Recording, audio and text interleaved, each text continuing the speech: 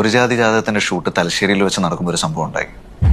One mister മോഹനന്റെ മകളെ ഓടിച്ചിട്ട് കുത്തിയ 2 പൂവൻകോഴികൾ, ബാബു ആൻഡ് രാകേഷ്. കോഴികൾക്ക് പേരോ? എക്സാക്ട്ലി. ആ 2 പൂവനെയും അന്ന് രാത്രി തന്നെ അറുത്ത് കറി വെച്ചയാളാണ് ഈ മോഹൻ. മോഹന്റെ മൂട്ടി ഉണ്ടല്ലോ, സ്വന്തം മോളെ കുത്താനിട്ട് ഓടിച്ചോണ്ടല്ലേ? അവിടെയാണ് ട്വിസ്റ്റ്. ഈ മോഹനൻ തന്നെയാണ് 2 കോഴികളെയും മോളെ കുത്താൻ വേണ്ടി ഓടിച്ചു വിട്ടത്. He was trying to make a reason to make chicken curry. Wow. The point I'm trying to make is, ആഹാരത്തിന് വേണ്ടി ഒരു മനുഷ്യൻ ഏതറ്റം വരെ പോവും എന്ന് നമുക്ക് ഒരിക്കലും ജഡ്ജ് ചെയ്യാൻ പറ്റില്ല. Damn, that's just brilliant. ഒരുപക്ഷെ നമ്മൾ അന്വേഷിക്കുന്ന തെണ്ടി ഒരു കട്ട ബിരിയാണി ലവറായിരിക്കും. മോശം ബിരിയാണി ഉണ്ടാക്കുന്നത് പൊളിറ്റിക്കലി കറക്റ്റ് അല്ല, അവനത് പിടിച്ചു കാണത്തില്ല. ആ പറഞ്ഞ പോയിന്റ് കേട്ടോ. ചിലമാർ ഈ ബിരിയാണി എന്ന് പറഞ്ഞ് ചിക്കൻ കറി ചോറിട്ട് കുഴച്ച് തരുമ്പോൾ എനിക്കങ്ങ് ചൊറിഞ്ഞു വരും. അതെ.